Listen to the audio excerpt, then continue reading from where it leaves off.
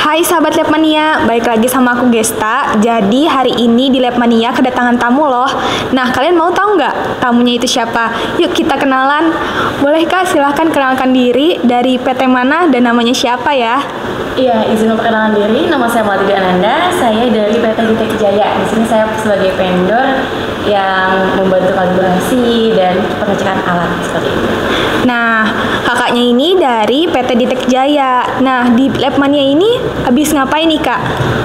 Tadi di sini saya baru melakukan kalibrasi alat gitu, kalibrasi dan maintenance alat. Dan tadi itu kebetulan saya install software juga Mbak. Soalnya kan baru ganti PC ya. Jadi tadi saya install software lalu kalibrasi alat gitu. Oke, kakaknya ini habis kalibrasi alat HPLC ya. Nah, Kak, biasanya HPLC itu buat analisis apa nih biasanya di industri? Biasanya banyak sih ya, kalau HPLC ini tuh digunakan bisa buat pencemaran, bisa buat obat-obatan, vitamin, atau misalkan buat kandungan aktif kayak di kosmetik dan lain sebagainya. Pokoknya banyak banget sih Mbak. Oh iya. Nah, biasanya untuk kalibrasinya itu dilakukan berapa kali tuh? Biasanya kalibrasinya dilakuin setahun sekali, tapi ada juga yang 6 bulan sekali, dan biasanya juga bisa dilakuin sebelum temponya gitu. Misalkan alatnya tuh ada penggantian detektor atau penggantian lain-lain, biasanya itu harus dilakukan kalibrasi ulang gitu. Oh iya. Buat melihat hasilnya apakah dia masih masuk ke spek atau enggak gitu. Oh iya. Untuk perawatannya apakah ada hal khusus gitu buat HPLC sendiri? Untuk perawatannya sih biasanya harusnya kalau misalkan setelah running harus dibiasain langsung dicuci gitu. Maksudnya dicuci tuh kayak di conditioning lagi gitu.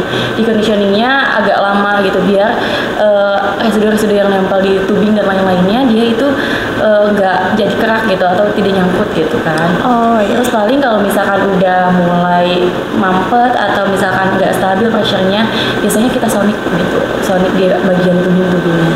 Oke, nah untuk HPLC yang ada di Labmania ini pakai detektor apa ya Kak? Kalau di sini menggunakan detektor UV gitu. Oh iya, dan untuk injeknya apakah udah manual atau otomatis gitu? Di sini masih menggunakan manual gitu, belum otomatis. Oke, kalau untuk kelebihan dari HPLC yang Labmania punya sama merek lain itu apa Kak? Kalau HPLC yang digunakan di Labmania ini tuh cukup sensitif ya Mbak ya. Terus juga ketahanannya dia tuh bener-bener bagus, soalnya kayak dia stabil pressure-nya, terus dia meskipun ini menggunakan manual injektor kan biasanya kan gimana kita yang injeknya ya Mbak ya. Enggak, kita kan kalau manusia bisa jadi ada error gitu ya. Ada errornya gitu, nggak kayak robot yang udah disetting 2 mili misalnya bakal seperti itu 2 mili atau 2 mikro atau 2 mikro. Nah, tapi meskipun kayak gitu dia tetap sensitif gitu. Oke, gitu ya sahabat Labmania. Jadi HPLC yang kita punya ini udah cukup bagus loh. Nah, cukup informatif kan? Sekian video dari saya. See you on next video. Bye. Bye.